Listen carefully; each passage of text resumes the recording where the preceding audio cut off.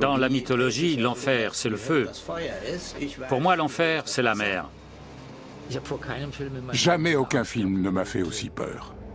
Ça a été le tournage le plus dur de ma carrière.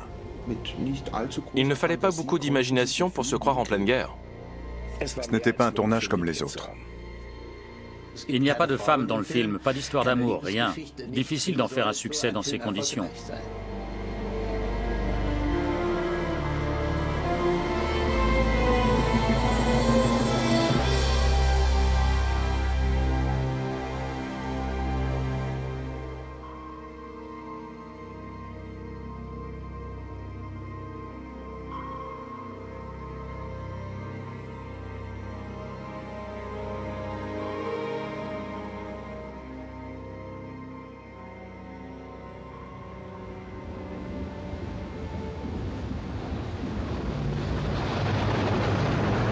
Le Bateau est l'un des plus grands succès du cinéma allemand. Cette superproduction, sortie en 1981, s'est affranchie de nombreuses conventions et a fait date dans l'histoire du 7e art. Pour la première fois et avec un réalisme frappant, le film parlait de l'enfer de la guerre sous-marine, qui avait causé la mort de 30 000 sous-mariniers allemands sur un total de 40 000 lors de la Seconde Guerre mondiale. Kali, alles klar, ja? Attention. Action!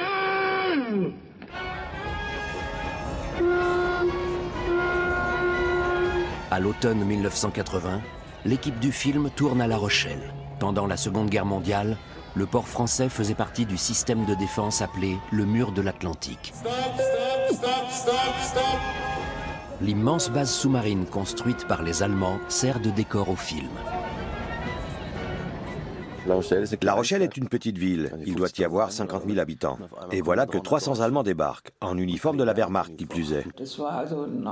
C'était vraiment très étrange d'arriver et de devoir habiller ces charmants Français et Françaises avec des uniformes nazis et des tenues des jeunesses hitlériennes.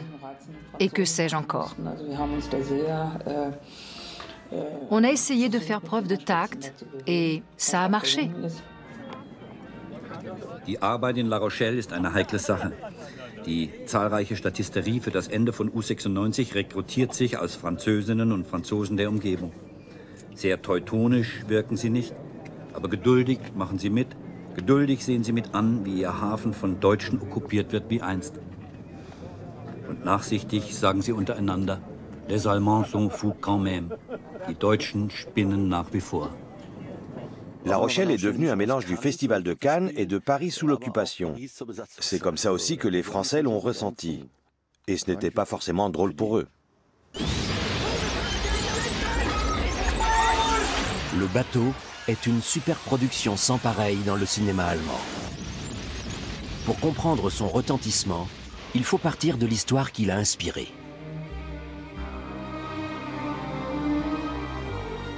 Le lieutenant Lothar Günther Buchheim arrive à Saint-Nazaire en 1941. Cet ancien étudiant des Beaux-Arts, âgé de 23 ans, est correspondant de guerre. Le ministère allemand de la propagande l'a dépêché en France pour couvrir les opérations du sous-marin U-96 qui doit aller couler des navires alliés dans l'Atlantique Nord. L'équipage s'était rassemblé sur le pont supérieur. Le premier officier de quart a prévenu le commandant et celui-ci est arrivé avec le lieutenant. Il nous l'a présenté, il a dit qu'il était peintre pour la marine. Wir haben Gast an Bord. Leutnant Werner. Marinekriegsberichter. Wird sich ein bisschen bei uns umsehen.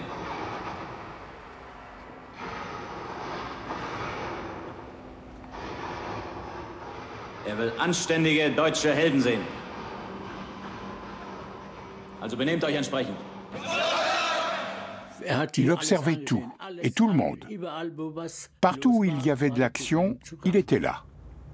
Et il prenait des notes, beaucoup de notes. Nous, on ne l'a pas vu dessiner.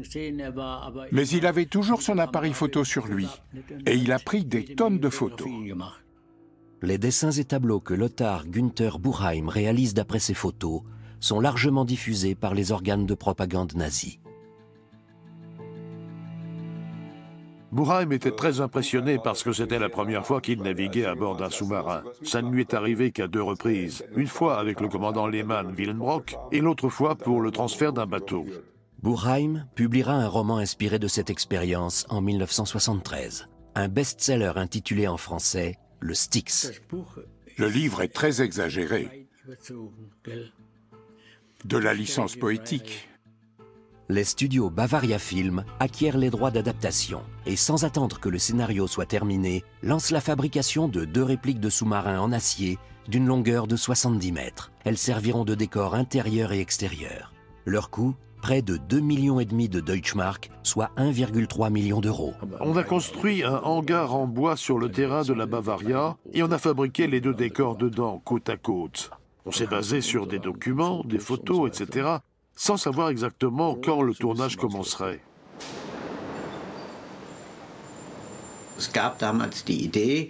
À l'époque, on a envisagé d'en faire une coproduction américaine pour mieux vendre le film à l'international. La Bavaria fait venir 2 grands cinéastes américains en Allemagne. D'abord, John Sturges, qui a réalisé Les 7 mercenaires. Puis Don Siegel, qui a mis en scène l'inspecteur Harry. Leur expérience doit assurer le succès international du film.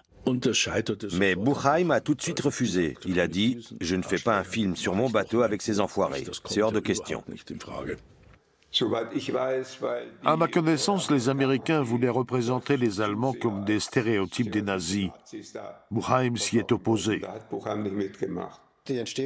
D'après ce que j'en sais, c'était les Américains qui voulaient réaliser le bateau. Mais ils avaient un scénario en tête, du genre atroce, avec des Allemands assoiffés de sang, prêts à dévorer leurs victimes pour le dîner.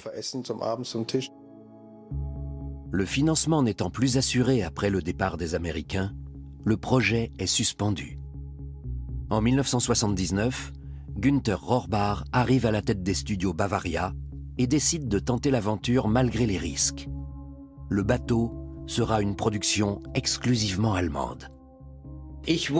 J'ai été nommé directeur de Bavaria Film et ma première tâche a été la mise à l'eau de ce sous-marin. Il m'a dit, Wolfgang, on a un cadavre sur les bras avec ce sous-marin. Il ne parlait pas seulement des droits et des sommes déjà dépensées, mais des 2 décors. 2 monstres de 70 mètres de long en train de rouiller sur les terrains de la Bavaria. Tu ne voudrais pas faire ce film avec moi ? On a reçu une offre généreuse pour le financement d'une série télévisée de la part de nos actionnaires, les chaînes de télévision. Ils ne voulaient en aucun cas d'un film pour le cinéma. Il m'a dit, on va commencer par faire un feuilleton télé. Et moi j'ai pensé, eh merde, pas un feuilleton.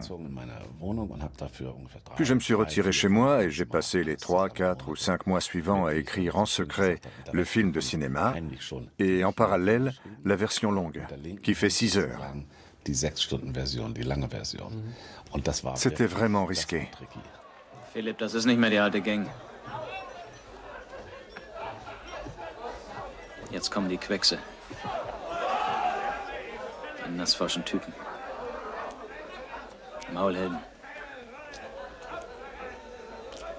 Arschbacken zusammen, Eier einklemmen. Und den Glauben an den Führer im Blick. Die werden auch noch ruhiger. Évidemment, on lorgnait de l'autre côté de l'Atlantique. On visait le grand marché américain, Hollywood. Et on pensait pouvoir y arriver. C'était la première chose. Ce qui était bien, c'était qu'on tentait le coup avec une histoire vraiment allemande. On visait haut. On se disait, pourquoi on n'y arriverait pas? Il n'y a pas de raison. On avait de l'ambition, et ça s'est transmis à ceux qui étaient chargés de trouver les fonds et d'en faire bon usage. Tout le monde disait, on a intérêt à y arriver. On en voulait. On savait que si on ratait notre coup, on en prendrait plein la gueule.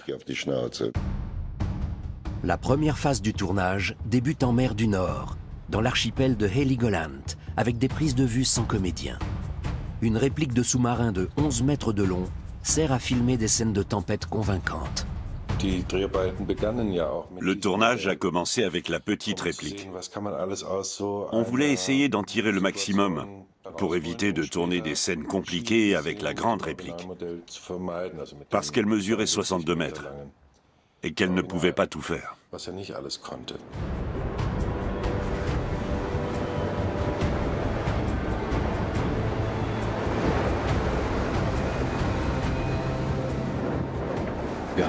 On a fait des tonnes de prises de vue. On a filmé le sous-marin de côté, sous toutes les lumières et par tous les temps possibles et imaginables.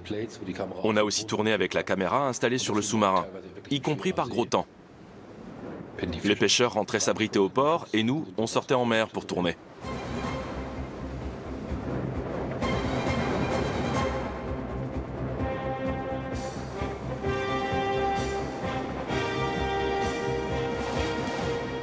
La réplique du sous-marin est pilotée par un cascadeur intrépide nommé Ludwig Hupmann.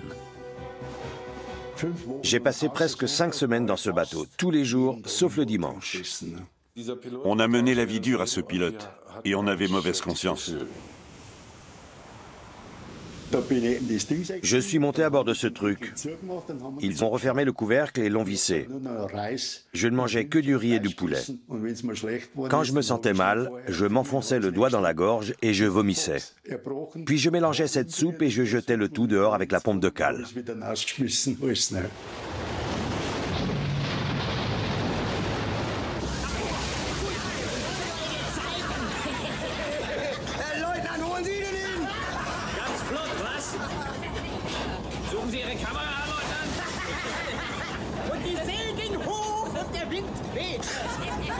Ein gutes hat dieses Sauwetter.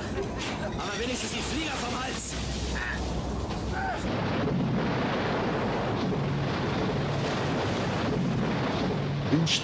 On a eu un vent de force 8.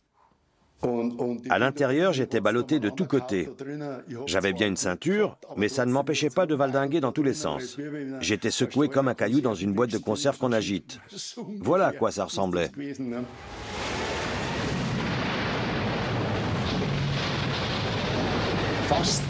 J'étais attaché à un treuil de près de 300 mètres de long. Un jour, il s'est bloqué quelque part au fond de la mer. J'ai été plongé dans le noir total et je me suis dit, regarde ça, c'est comme ça que tu vas crever. Tu ne pensais pas que tu allais passer l'arme à gauche de cette façon. Mais ça n'a pas duré longtemps. J'ai vite revu la lumière. Après coup, ils se sont fichus de moi. « Hé, Ludwig, tu aurais pu avoir un sacré cercueil !» Et j'y suis quand même retourné. Les rushs de Heligoland sont prometteurs. L'équipe va pouvoir passer à la phase principale du tournage. Il ne manque qu'une chose, la distribution des rôles des 43 membres de l'équipage du sous-marin U-96. Entre la préparation et le tournage avec les comédiens, il y a eu le moment palpitant du casting. L'équipage était très jeune. Ils avaient tous moins de 30 ans. On voulait des acteurs du même âge. J'ai sillonné toute l'Allemagne et j'ai fait passer des auditions à 10 ou 12 types à chaque fois. On a eu des discussions sans fin. Tout le monde voulait faire partie du casting. Le bateau devra se passer de star, car il promet déjà d'être le film allemand le plus cher de l'histoire. À la place, la production veut des interprètes originaires des 4 coins de l'Allemagne, qui parlent avec l'accent de leur région, pour être au plus près de la vérité historique. Elle se met donc en quête de nouveaux visages. Ils voulaient des visages inconnus, des visages frais. Je leur ai dit, j'ai beau avoir 21 ans, je suis encore frais.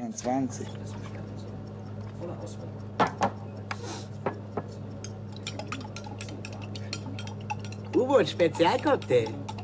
Neidisch?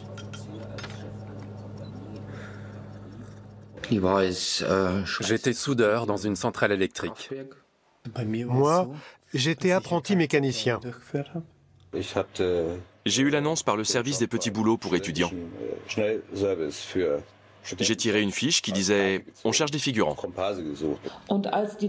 Quand ils sont arrivés pour qu'on prenne leurs mesures et qu'on fasse des essayages de costumes, j'ai trouvé que certains étaient vraiment excellents. Il y avait des types super.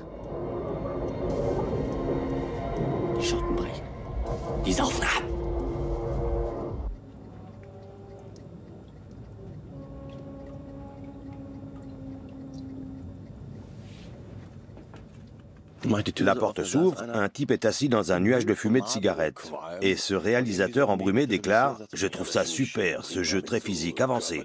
C'est exactement comme ça que je vois le personnage d'Ario. » Ce qu'il voulait, c'était des types qui sortaient du lot d'une manière ou d'une autre, qui avaient quelque chose de particulier, et aussi qui étaient de vrais Bavarois, ou de vrais mecs de la Ruhr ou de Francfort, etc.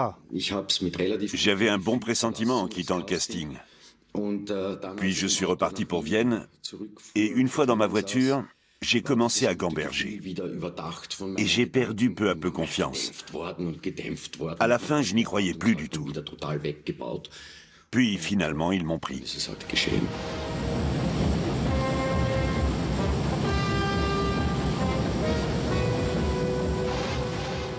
Je n'oublierai jamais comment Hubertus Bengsch est venu me voir et m'a dit « J'aimerais jouer le premier officier de quart. » Melde mich von Bord U96 zurück.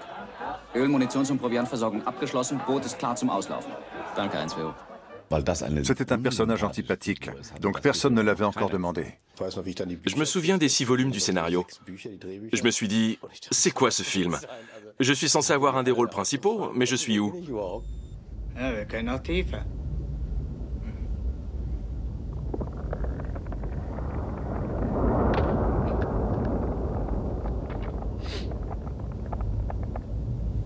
Irgendwann ist natürlich Schluss. Ist klar. Hält der Druckkörper nicht mehr. Dann wird das Boot vom Wasserdruck zerquetscht.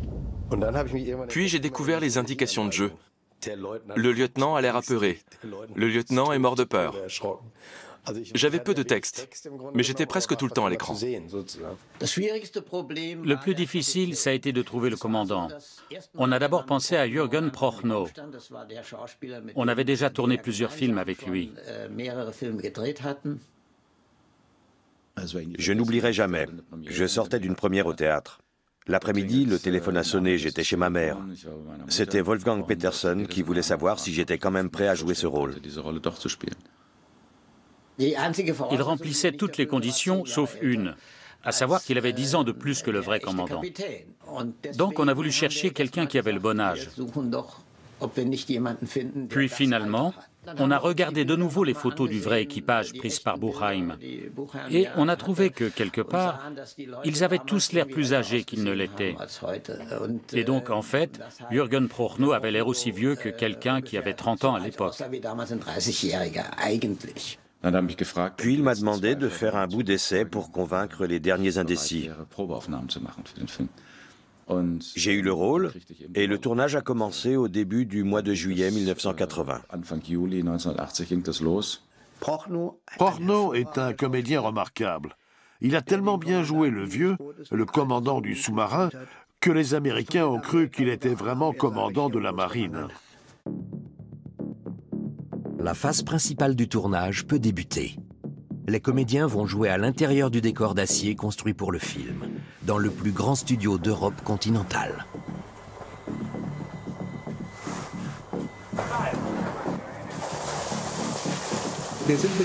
Dès le début, on avait l'ambition de réaliser le meilleur film de sous-marin de l'histoire du cinéma. On voulait devenir une référence. Quand la phase principale du tournage a commencé, certaines parties du sous-marin étaient sur la fameuse bascule.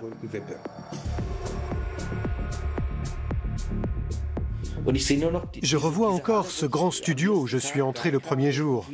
C'était un hangar immense de plusieurs centaines de mètres carrés, ou même plusieurs milliers. Et au milieu, il y avait ce sous-marin monstrueux sur une bascule. Cette bascule hydraulique permettait de faire bouger le sous-marin. On l'avait placé exprès sur des cales. Alors au lieu de tanguer doucement, le bateau faisait comme ça. Ruhig, Männer, ruhig!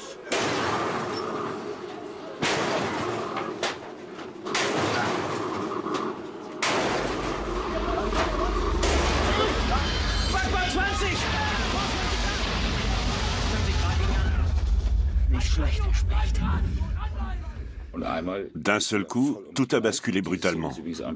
On voit cette scène dans le film, quand Jürgen tombe et que le sous-marin se met à bouger. On ne savait pas s'il allait se renverser ou non. S'il s'était renversé, on aurait été écrasé sous 80 tonnes d'acier. On ne serait plus là. Il régnait un silence de mort. Et j'ai dit, eh oui, Wolfgang, le chemin qui mène à Hollywood est semé d'embûches.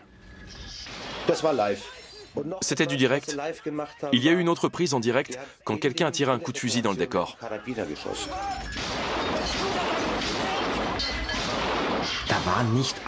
On ne pouvait pas toujours tout maîtriser à la perfection. Avec les grenades sous-marines, il y a eu quelques dégâts dans les décors ou dans le studio. Ce n'était pas toujours sans danger.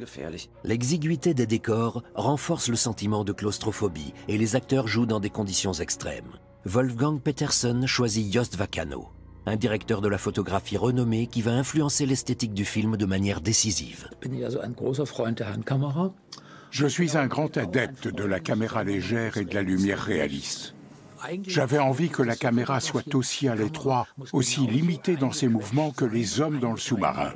Elle ne devait jamais quitter l'espace dont on disposait. Voilà comment j'avais envie de filmer.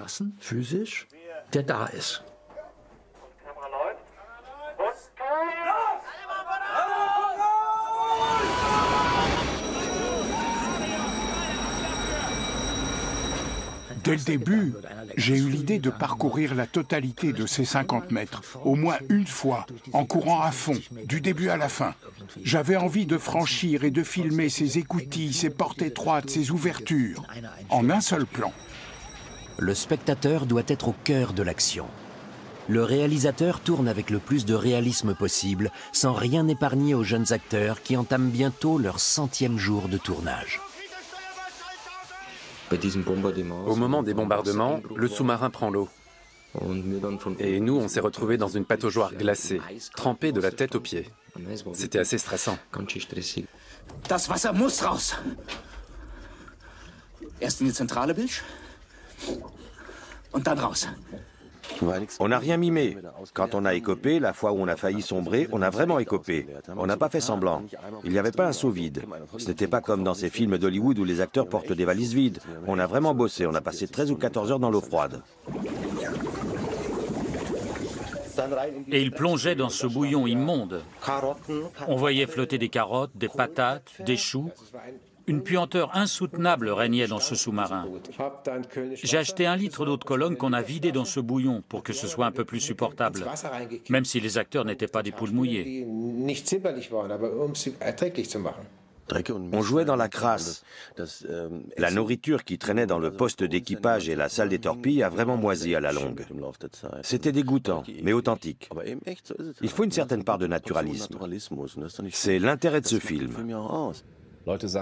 Les gens qui voient le film disent toujours que sa grande force, c'est son réalisme. On n'a pas l'impression d'être assis dans une salle de cinéma. On est dans le sous-marin, au cœur de l'action, aux côtés des personnages. On partage leur vie et leurs problèmes.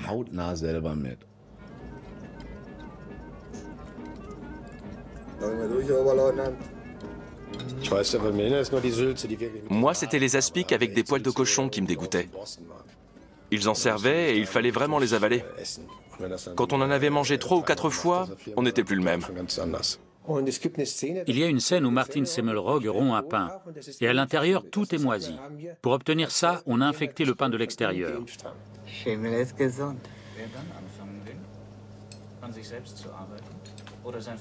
Ein edles Gewächs.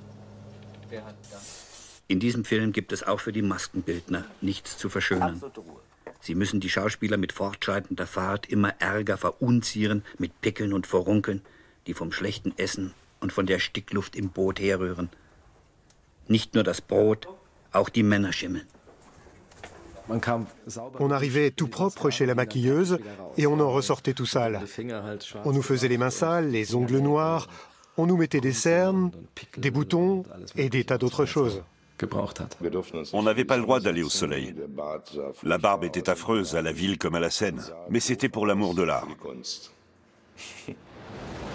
Le tournage se prolonge et finit par dépasser 170 jours, une durée jusqu'alors impensable pour une production allemande.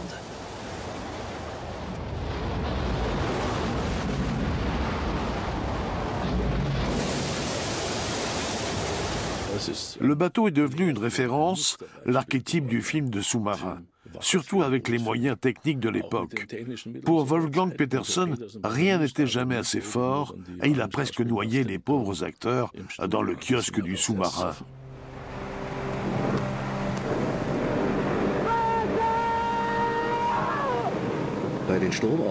Pour les prises de vue pendant la tempête, il y avait des bacs qui descendaient du plafond et qui déversaient des tonnes d'eau sur nous.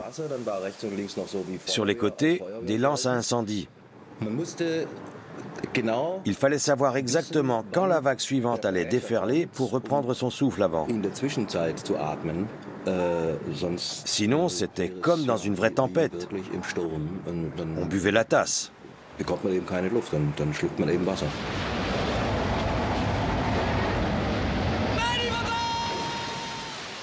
À ce moment précis, Bernd Tauber est censé venir à mon secours.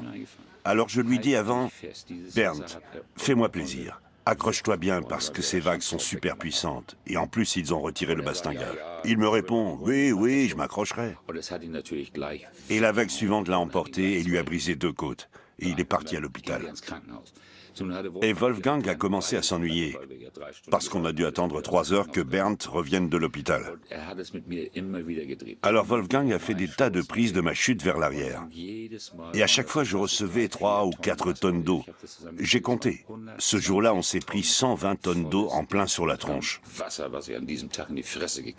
Je vous le dis, les amis. On était sacrément endurcis. Une fois qu'on a vécu ça, on ne craint plus grand-chose sur un plateau de tournage.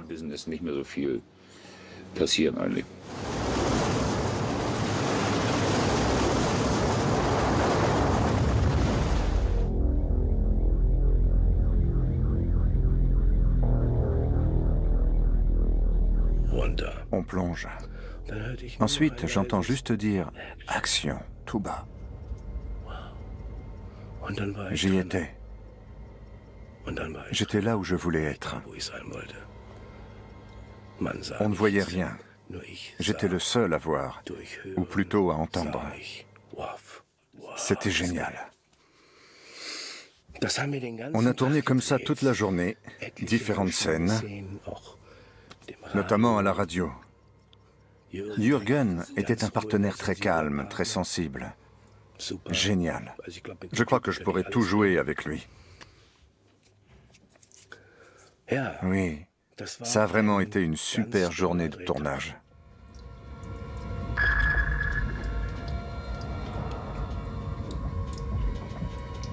Tiefer.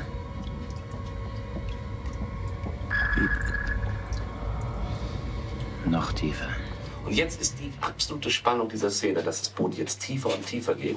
Und der Leitende so mit flatternder Stimme jetzt auch sagt 200 Meter. 210 Meter. Und jetzt mache ich von euch Großaufnahmen. Das wird nur auf Großaufnahmen jetzt gemacht. Ne? Was in der Einzelnen vorgeht. Das muss bei euch allen, müsst ihr innerlich vibrieren. Und jeder für sich selber überlegen, ne, das darzustellen. Diese unglaubliche Pein, die jetzt einsetzt, wenn das Boot immer tiefer geht und es immer mehr knackt im Gebälk. Und es knistert. 110 Meter. À un moment, il plonge et il s'enfonce de plus en plus profondément dans la mer. 220 Meter. Pour les bruitages, j'ai écrasé un sac rempli de levure chimique sur une bassine, très lentement. C'est aussi comme ça qu'on fait des pas dans la neige. On peut aussi mettre les sacs sur une caisse de résonance.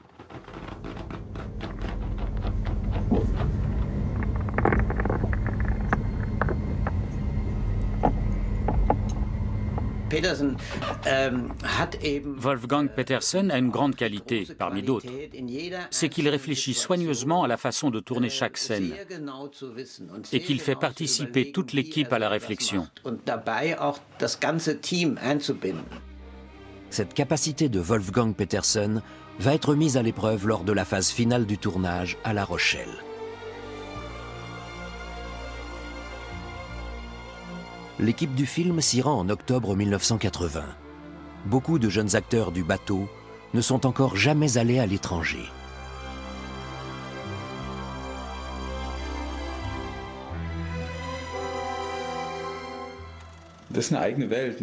On était toute une troupe à débarquer là-bas avec notre propre avion. Et on a rempli tous les hôtels. Nous voilà soudain partis dans le vaste monde avec des bureaux de la production dans une villa. Ça a été notre lieu de résidence pendant toute la phase du tournage à La Rochelle. Notre première impression de La Rochelle était super. Le climat, la petite ville. En coulisses, on ne chômait pas. Martin Semmelrogge est rentré dans un bar en moto jusqu'au comptoir. C'était du grand n'importe quoi, du pur délire. Mais Wolfgang a tenu bon et il a gardé le cap, malgré la folie ambiante. Même si certains se sentent en vacances, le travail reprend vite à un rythme soutenu et non sans risque. Il s'agit désormais de réaliser de nombreuses prises de vue en mer dans l'océan Atlantique. Selon le constructeur naval et la compagnie d'assurance, la grande réplique de sous-marin est capable de résister à un vent de force 7 et à des vagues de 2 mètres de haut. On n'a pas tourné longtemps, parce que le sous-marin n'a pas tenu le choc. Un vent faible s'est levé, les vagues étaient un peu plus hautes, et j'ai vu que les soudures s'écartaient légèrement. On a senti un vent de panique qui soufflait sur le sous-marin. Ça s'agitait. Il y avait quelque chose qui clochait ou qui se déglinguait. La mer avait déjà arraché les caillebotis et on était en costume. On portait du cuir et des bottes. On n'aurait pas tenu plus d'1 minute dans l'eau. On ne nous aurait jamais retrouvés. On s'est dit, oh là là, il faut regagner le plus vite possible notre emplacement pour la nuit dans la baie, près du phare, et attendre. Il ne faut pas prendre de risques. Le lendemain, le gardien du phare m'appelle. Il me dit, bonjour monsieur. Je lui réponds, bonjour, que se passe-t-il? Est-ce que vous ne laissez pas votre sous-marin dans la baie d'habitude? Si, tout à fait, pourquoi? Il n'est pas là ce matin. Comment ça? Il n'y a pas de sous-marin, juste une corde. C'était la panique, bien sûr. Et Wolfgang Petersen a pris lui-même le téléphone pour me dire « Le bateau s'est brisé cette nuit ». C'était la catastrophe, naturellement. Le tournage s'interrompt pendant 1 mois. L'incident coûte plus de 2 millions de Deutschmark au studio. La presse allemande en fait des gorges chaudes.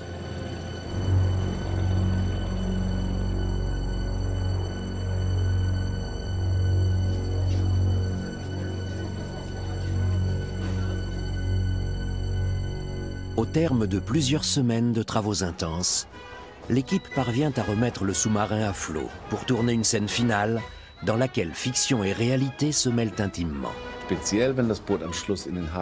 À la fin, en particulier, quand le sous-marin entre dans le port de La Rochelle complètement démoli, on pouvait faire quelque chose. On a retrouvé des pièces du sous-marin. Ça nous a aidés parce qu'on a pu les restaurer tant bien que mal. Mais il y avait d'énormes trous dans le bateau à cause des pièces manquantes. Alors on a bricolé des décors en bois peint pour les cacher.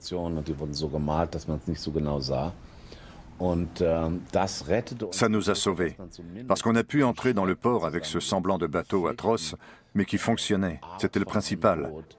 Puisque, de toute façon, le sous-marin était censé être détruit en grande partie.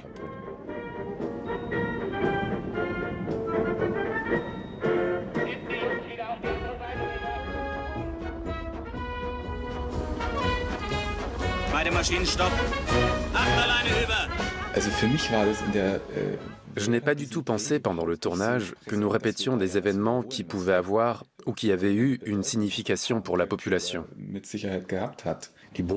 On ne peut pas supprimer les bunkers. On ne peut pas les démolir ni les faire sauter. Ce sont des monuments qui rappellent la guerre. On a réveillé les souvenirs de ceux qui l'avaient connue. Soudain, c'était de nouveau la guerre.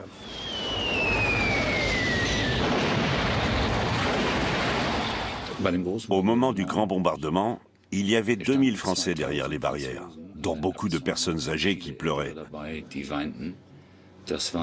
Ça n'a pas été simple pour la population de revivre tout cela. C'était à la fois la guerre et la paix. Le contraste était saisissant. D'un côté, il y avait des vacanciers, des gens bien, et de l'autre, une équipe de cinéma qui bombardait ce bassin portuaire. Au niveau des caméras, du placement des caméras, du mouvement des foules, vous avez eu des problèmes, non? Oui, d'abord parce qu'il va y avoir beaucoup d'explosions, d'impacts de mitrailleuses et tout, que nous sommes obligés d'avoir un service d'ordre important pour que le public, qui n'a rien à voir avec la figuration, ne vienne pas se mettre au milieu. Un Français un peu âgé est venu vers moi et il a essayé de me jeter à l'eau. J'étais content que la police intervienne. Je ne savais pas quoi faire. Je n'ai pas osé le repousser. Je l'aurais laissé faire de toute façon. J'ai mis pas mal de temps à comprendre ce qui s'était vraiment passé. À comprendre que je jouais dans un film qui parlait d'une époque qui n'aurait jamais dû exister.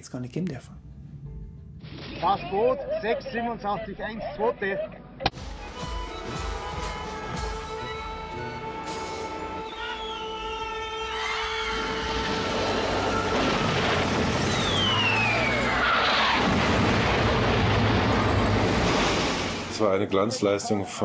Charlie Baumgartner, le technicien des effets spéciaux, a fait du super boulot.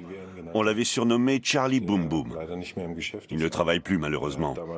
Mais à l'époque, il faisait un travail fantastique avec des moyens rudimentaires. C'était fabuleux. Il a équipé tout le port de kilomètres de câbles électriques pour faire éclater d'immenses bombes sur le toit de la base sous-marine depuis un endroit bien précis. Et au premier plan, les tirs de mortier et le sifflement des tirs des chasseurs anglais, les Spitfire. Et c'est parti!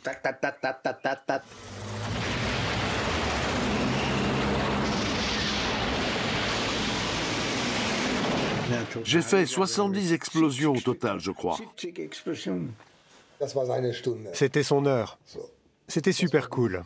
C'était son spectacle. Il était assis devant d'innombrables pupitres de commande. On a vu ce grand bonhomme costaud redevenir un petit enfant. On l'a vu dans sa façon de se mouvoir, dans ses yeux, dans tout. C'était le moment qu'il attendait. C'était très sympa.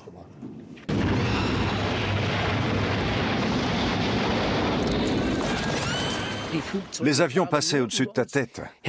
Tu te jetais forcément à terre. Personne n'avait besoin de te le dire.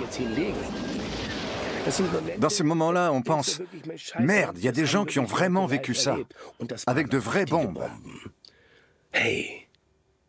Alors on apprend vraiment à relativiser.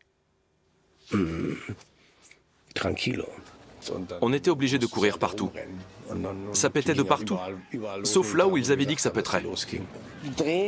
Ça tourne, clap, action. Et là, j'ai entendu une énorme détonation. Tout est devenu noir. J'ai cru que j'allais mourir. Ça a duré 1 minute. Ça peut être long, 1 minute. Tout était noir et sale. C'était la folie. Je me suis levé, j'étais un peu énervé. Je me suis dit, c'est fini. Mais c'était -1. Je ne referai plus un truc pareil en tant qu'acteur. Voilà ce que j'ai pensé. Charlie avait été ambitieux. Il a voulu que j'ai chaud aux fesses et me faire tâter des flammes. Après le tournage du bombardement du port de La Rochelle, l'équipe rentre à Munich et réalise de coûteux effets spéciaux en studio. D'autres prises de vue sont effectuées sous l'eau, un défi technique à l'époque. Le tournage s'achève en juin 1981. Il a commencé 2 ans plus tôt. Ça fait un sacré vide. C'est toujours comme ça. Après chaque projet, on vit une petite mort.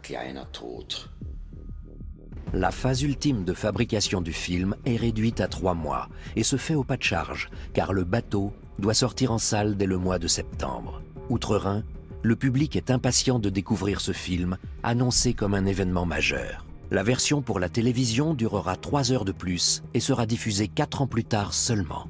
Pour l'affiche du film, la production utilise une photo prise par Buchheim lors d'une tempête en pleine mer en 1941. Une idée de génie qui montre que la réalité dépasse la fiction. On était tous assis dans les 2 premiers rangs. C'était atroce parce qu'on était obligé de regarder comme ça pendant tout le film. C'était la première fois qu'on le voyait en entier.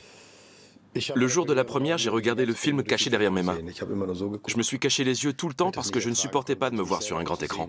C'était la première fois. C'était mon premier film de cinéma. C'était monté comme un film d'aventure, un film d'action, un western. On était tous du même avis. Eh bien, on savait qu'ils allaient réduire la durée. On s'est regardé et on était vraiment déçus. C'est pas notre film. Il manquait tellement de choses. J'étais assez déçu lors de la projection. Vous pouvez imaginer le nombre de scènes qu'on a filmées et qui ne figuraient pas dans cette version cinéma. Beaucoup de très grands rôles étaient brusquement réduits à quelques lignes. C'était vraiment triste, vraiment dommage. Mais on n'y pouvait rien. Je m'étais imaginé que je jouais dans un film anti-guerre. Mais ce n'en était pas un, selon moi. Dans la première version pour le cinéma, cet aspect disparaissait complètement. La musique de Klaus Doldinger était super. Mais évidemment, elle avait ce côté enthousiasmant. Elle montrait les événements sous un jour positif.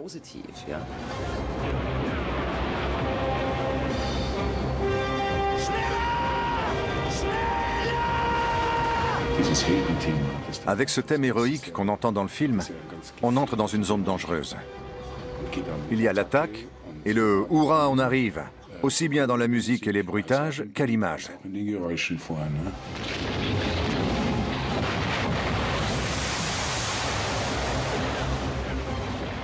À certains endroits, on s'est dit « Oh là là, la musique, on dirait l'attaque de la cavalerie dans un western ». J'ai composé le thème principal en amont, mais les enregistrements définitifs n'ont été composés et produits qu'une fois l'image finie.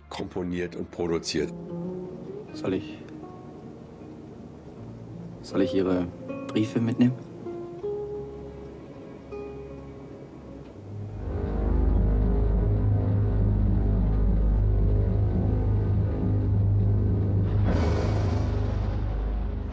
La musique est bien. Elle n'est pas omniprésente. Elle est dramatique quand il le faut. Il n'y a pas de roulement de tambour et le thème est génial. Le bateau oscille entre l'épopée héroïque et la dénonciation de la guerre. Des projections pour la presse sont organisées dans plusieurs villes allemandes. À Hambourg, une polémique éclate.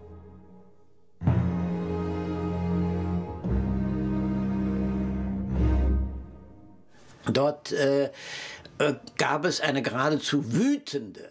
Il y avait une meute de journalistes en colère, si je puis dire. Ils nous sont tombés dessus. Ils voulaient nous démolir. Ce qui m'a le plus dérangé, c'est qu'on prétende d'emblée que le film avait une visée politique, qu'il n'avait pas du tout. On a dit que c'était un film qui appelait à la guerre, qui glorifiait la guerre. Ça s'est retrouvé dans les grands titres de la presse de Hambourg, comme le Spiegel ou Stern, qui ont été très négatifs. On a eu des critiques dévastatrices dans ces deux grands hebdomadaires. Le roman de Lothar Günther Buchheim avait suscité la polémique en son temps. À son tour, le romancier exprime des critiques qui sont reprises abondamment dans la presse. Quand cette scène a fuité, le supplément magazine de l'hebdomadaire Die Zeit a publié une photo de moi en pleine page. Il y avait un commentaire de Buchheim qui disait « Si cette scène est dans le film, je ne réponds plus de rien ». Buchheim a opté pour une stratégie très classique. Il a choisi d'attaquer avant qu'on ne l'attaque.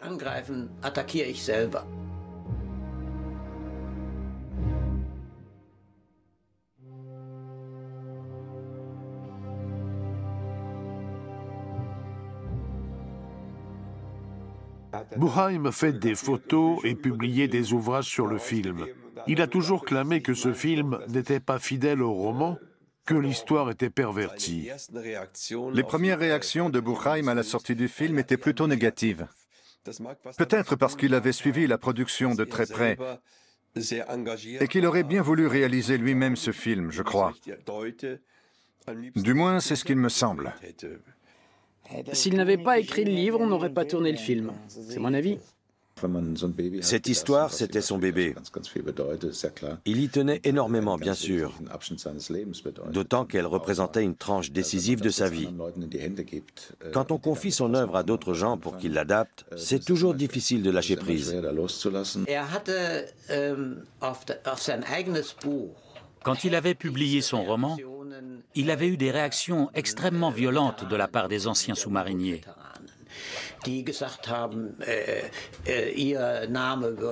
Certains ont dit qu'il avait sali leur nom et leur honneur en employant un certain vocabulaire, en leur prêtant certaines conversations, ayant trait au sexe notamment.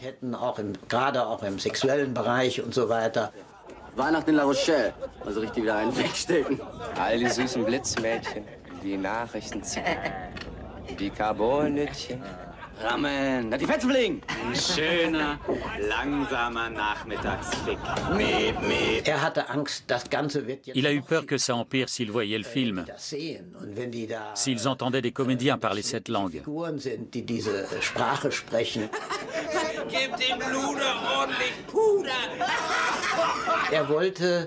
Il a voulu quitter le navire avant qu'il ne sombre. Les attaques de l'auteur se mêlent aux voix de ceux qui sont choqués à l'idée qu'un film allemand puisse magnifier la guerre.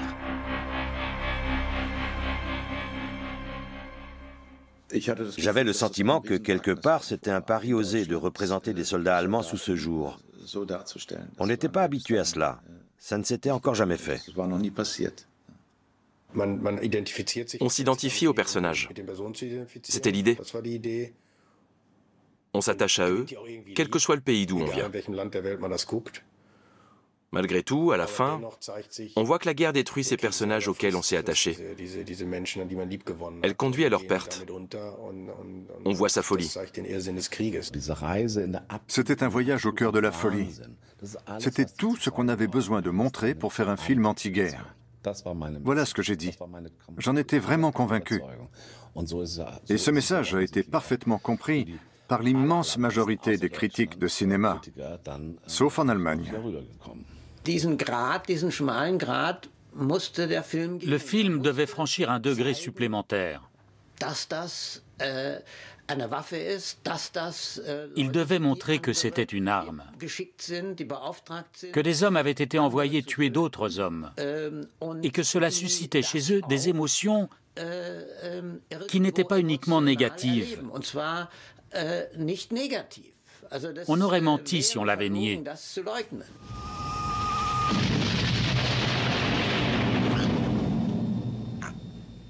Den hat's erwischt. Weg da! Jawohl, Jungs, wir haben ihn! Wir haben ihn!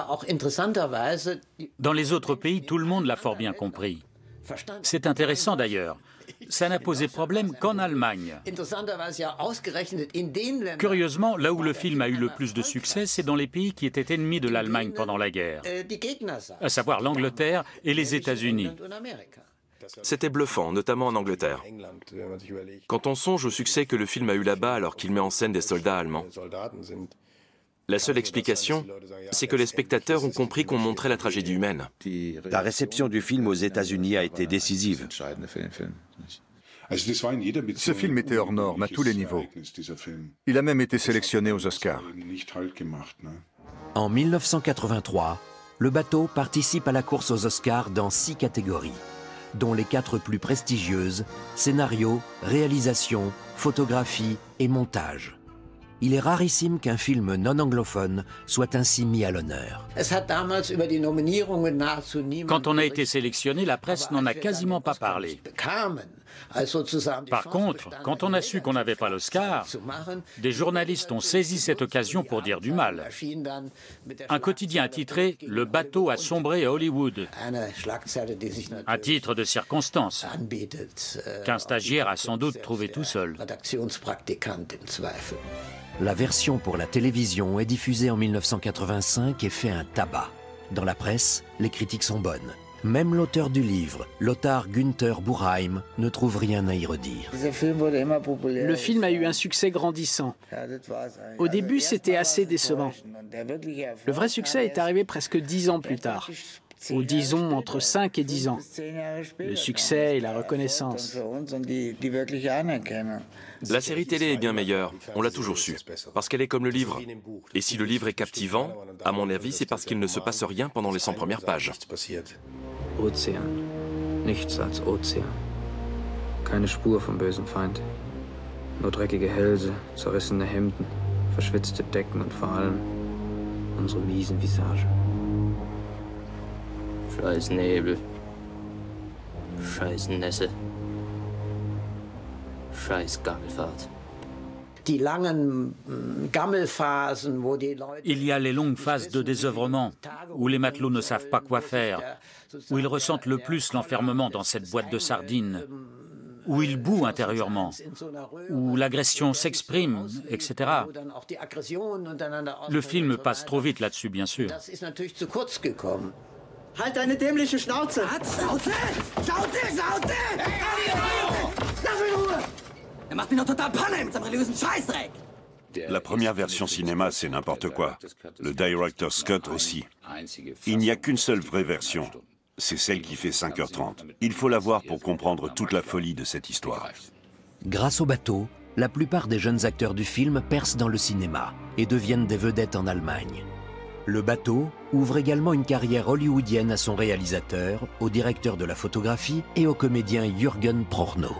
Le cinéma est un travail d'équipe. On a eu les meilleurs dans chaque domaine, il faut le dire. Aujourd'hui, avec mon expérience, je sais qu'une telle alchimie est très rare, en fait. C'était une œuvre pionnière, et on a eu la chance d'y contribuer. Que demander de plus ? J'ai cru que c'était ça, un tournage. Mais en fait, je n'ai plus jamais retrouvé la même chose. On rêve toujours de refaire un travail comparable. On était une grande famille. On se faisait entièrement confiance. C'était vraiment super. Des gens m'en parlent encore. Pas tous les jours, mais quand même. Et on me reconnaît encore. Le bateau est le film allemand qui a eu le plus de succès de toute l'histoire du cinéma. Il est connu de l'Amérique du Sud à la Bavière. Ce film sera éternel. Il y a 2 films de guerre allemands, ou disons 2 films anti-guerre allemands qui survivront à tout. C'est Le Pont de Bernhard Wicki et Le Bateau.